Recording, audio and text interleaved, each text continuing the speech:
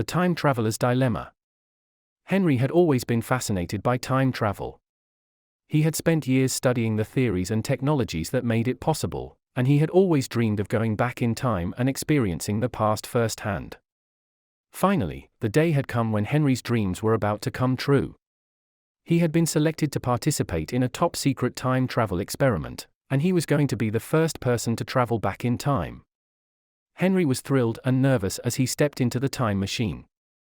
He had no idea what to expect, and he was worried about what might happen. As the machine whirred to life, Henry closed his eyes and waited for the time jump to begin. When he opened them again, he found himself in the middle of a dense forest, surrounded by tall trees and the sounds of nature. Henry couldn't believe it, he had actually traveled back in time. He was filled with excitement and wonder as he explored the forest, marveling at the sights and sounds around him. But as he walked deeper into the woods, Henry began to realize that something was wrong. The animals were behaving strangely, and the plants seemed to be dying.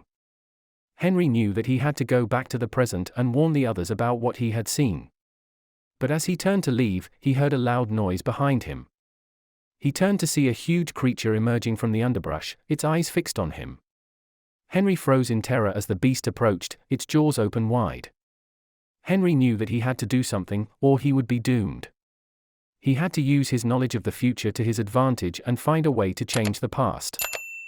With a burst of courage, Henry pulled out his time machine and set the controls for the present.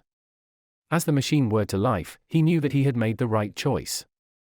When he arrived back in the present, Henry was met with a hero's welcome. He had saved the future from a terrible fate, and he was hailed as a hero. Henry knew that he had made the right decision, and he vowed to use his knowledge of the past wisely. He knew that with great power came great responsibility, and he was determined to use his gift for the greater good.